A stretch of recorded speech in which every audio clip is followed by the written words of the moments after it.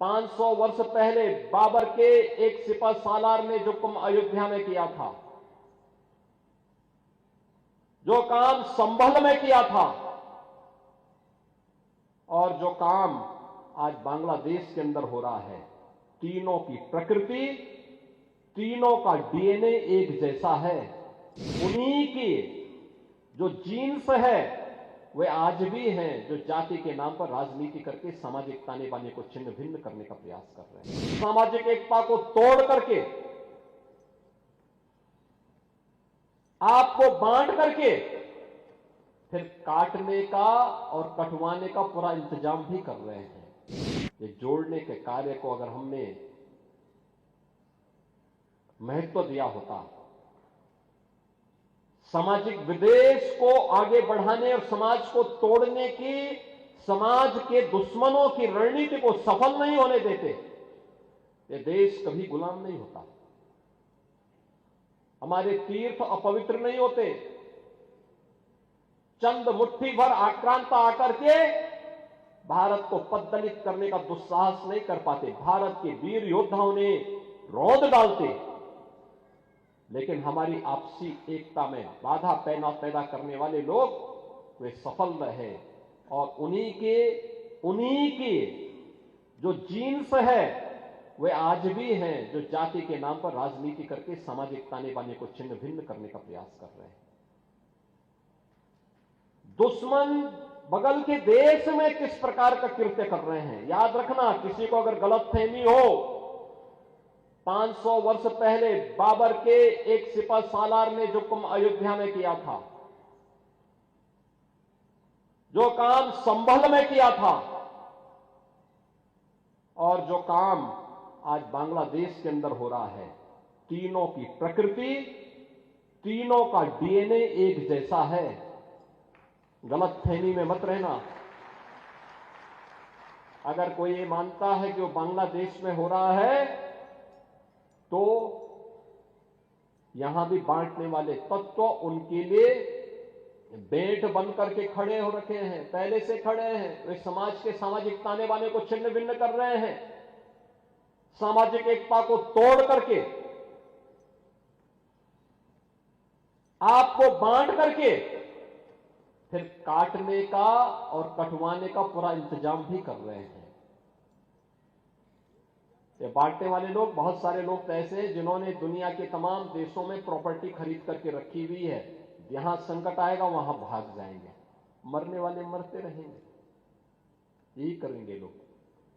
और इसीलिए आप सबसे मैं कहने के लिए आया हूं,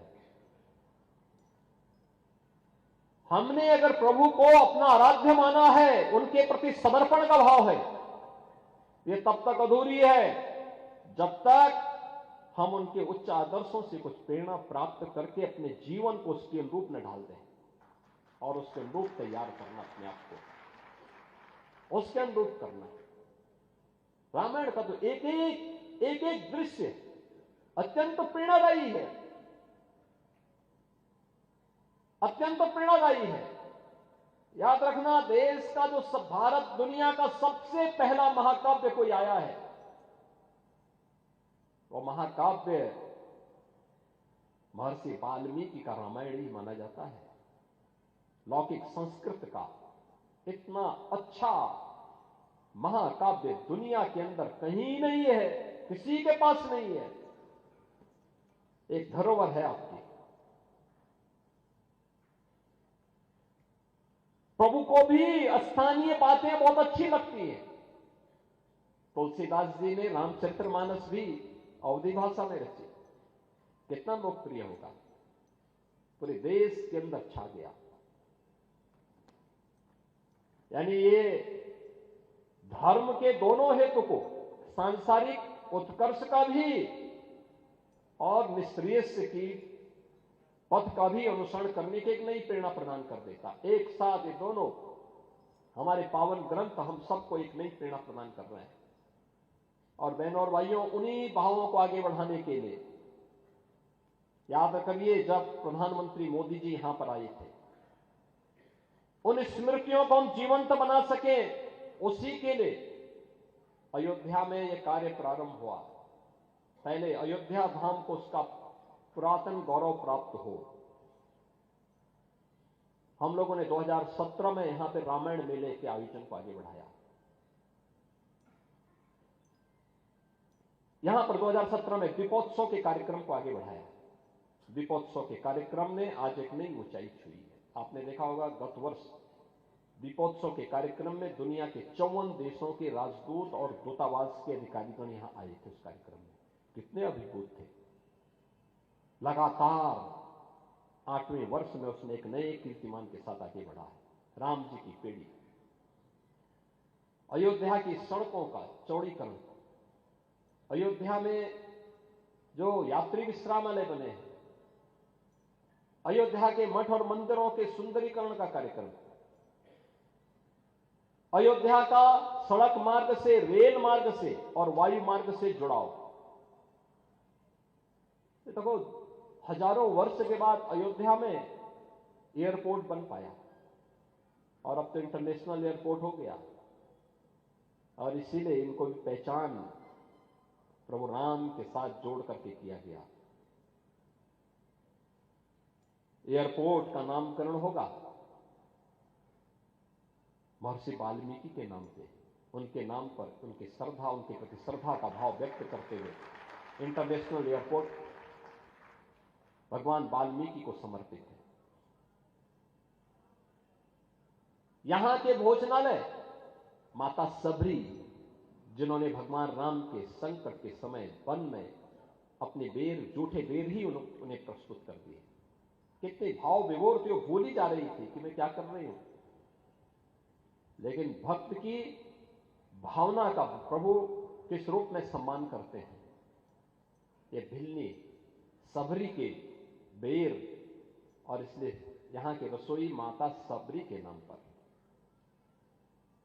पहला आश्रय वन के समय देने का काम निषाद राज ने किया, तो रेन बसेरा जो यात्री विश्रामालय हैं उनका नामकरण निषाद राज के नाम पे होगा। भगवान राम के सर्वाधिक भजन गाने वाली सुर सम्राज्ञी लता मंगेशकर के नाम पर एक चौराहा आपने देखा होगा, कितना सुंदर बना हुआ है। क्या है, लोग अब सेल्फी ले रहे हैं, अयोध्या की पहचान बन रहे सब। ये अब अयोध्या की पहचान बन रही है।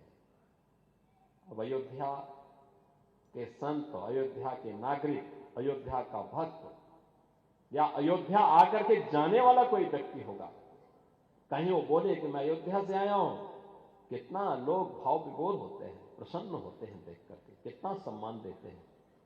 और उस सम्मान को सजोई रखने की आवश्यकता है, उसको आगे बढ़ाने की आवश्यकता है। अयोध्या को एक नई अयोध्या के रूप में प्रस्तुत करने का दायित्व हम सबका होना चाहिए। यहां पर जगत गुरु राम दिनेशाचार्य जी महाराज कह रहे थे ना कि रामायण मेले को भी उसी, अरे हम तो बोल ही रहे हैं अयोध्या में कुछ नयापन करके लेके आइए, हम सहयोग करेंगे, सरकार पूरा सहयोग करेगी, सरकार की उसमें निश्चिंत रहिए।